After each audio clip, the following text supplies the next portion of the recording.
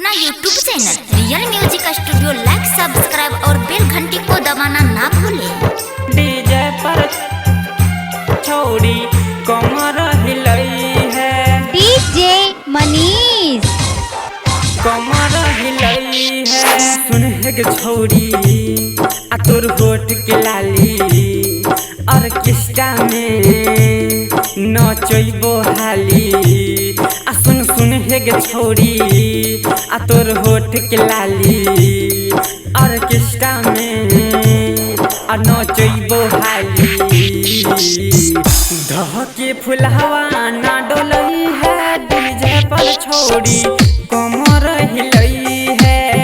आँख से कहना खिंचलई है डीजे पर छोड़ी कमर हिलई है। सुन सुन है गे छोड़ी आ तोर होठ के लाली ऑर्केस्ट्रा में आ नचैबो हाली।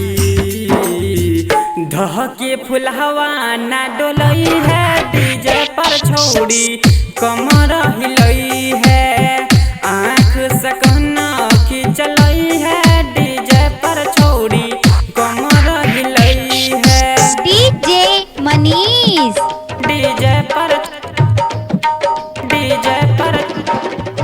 छोड़ी कमर हिलई है कमर हिलई है। चल में गे छौरी बेस बढ़ेबो डीजे वाला छोरा के साथ में नचेबो कर भी कि छौरी जवानी बचा के महजा उठा ले कुंवारी मिया के छोड़ा के देख के मुस्कई है डीजे पर छोड़ी कमर हिलई है। आँख से कहना खिंचलई है डीजे पर छोड़ी कमर हिलई है। आँख से डीजे मनीष खिंचलई है डीजे पर छोड़ी कमर हिलई है। आँख से कहना खिंचलई है डीजे पर छोड़ी कमर हिलई है।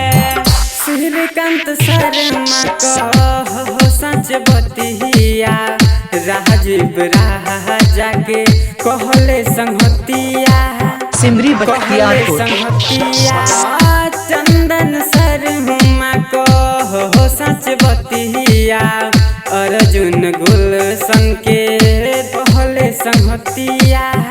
बहत्तर कमर लचकई है डीजे पर छोड़ी कमर हिलई है।